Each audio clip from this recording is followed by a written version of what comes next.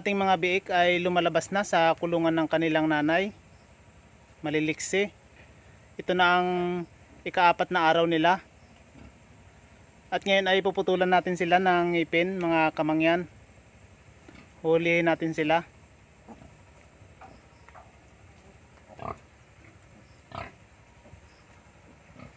Ito may ginawa na akong kuna para sa ating mga biik. Dito natin ilalagay bago natin putulan ng ngipin, para hindi tayo huli ng huli at hindi sila ma-stress. Isahang huli na lang. Huliin muna natin ang ating mga biik, mga kamangyan.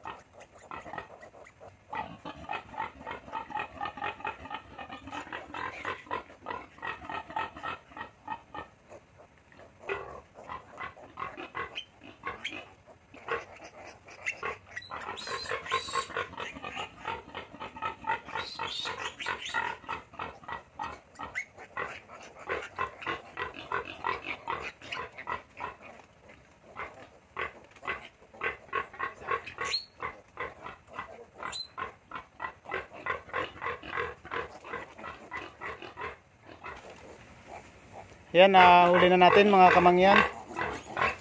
At yung kanyang nanay ay nagwawala na. Bernadette, huwag ka magalit. Pakalan ko lang ng ngipin ng iyong anak.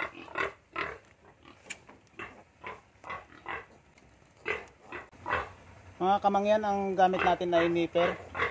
Pwede rin naman na nail cutter ang ating gamitin.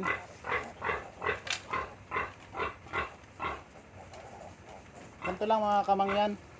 Ang tatanggalin natin ay 2 ngipin sa taas. Bali 4 na ngipin sa taas at 4 din sa baba.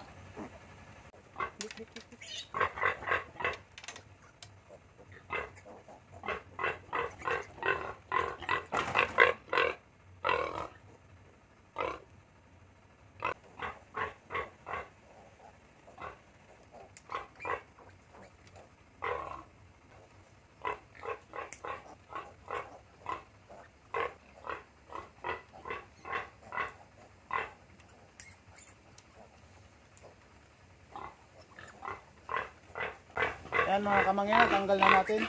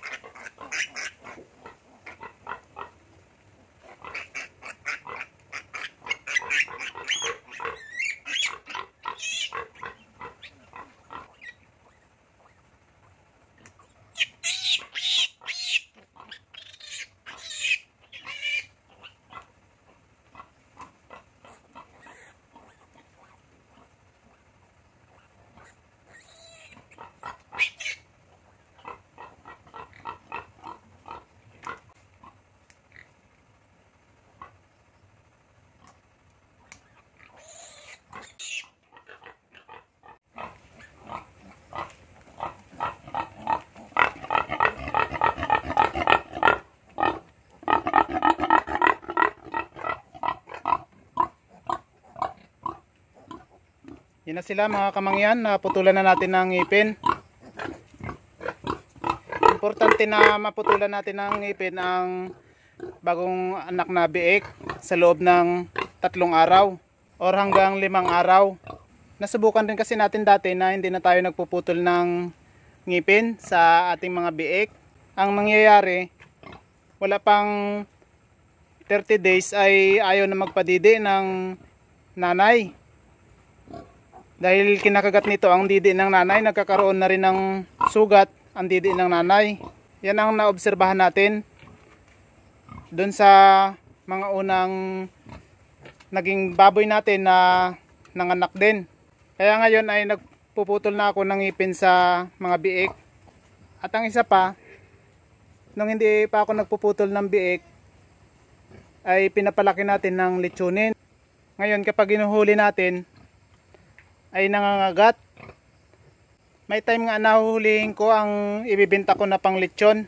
Sakto na ang bunganga niya ang aking nahawakan. Kaya nakagat niya ako. Kaya nung sumunod na nanganak ang mga baboy ko, ay pinuputulan ko na ito ng ngipin para hindi na makakagat. At kung makagat man tayo ay hindi tayo masusugatan. Lalo na kung gagawing inahin at bulugan. Dahil ang native na baboy kapag nanganak ay matapang, nanunugod.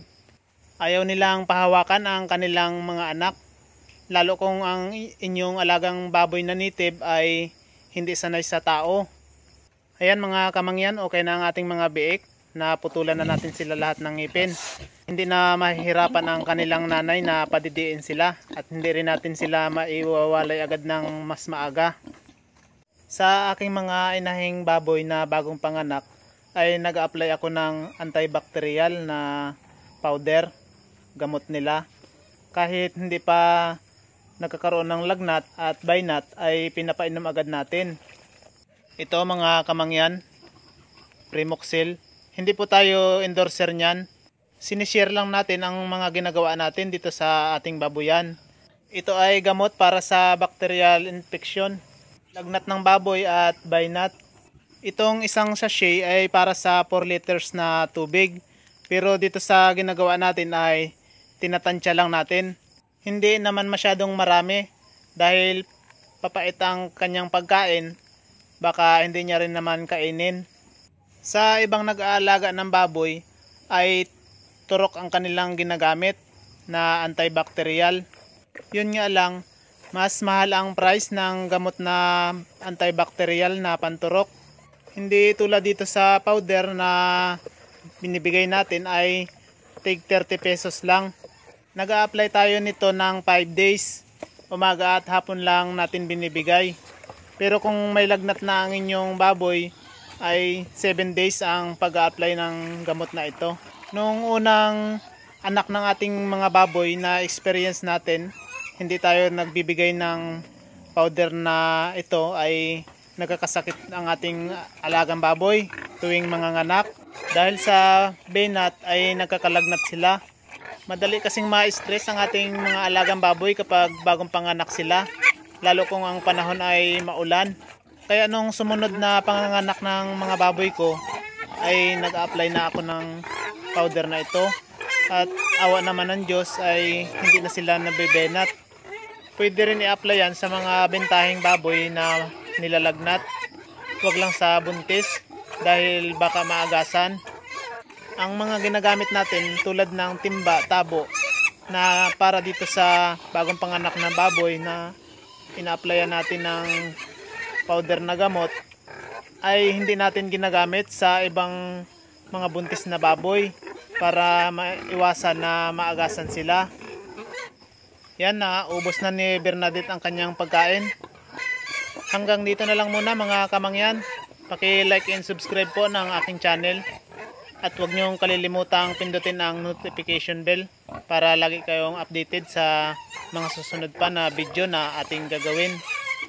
Maraming salamat mga kamangyan. Bye-bye!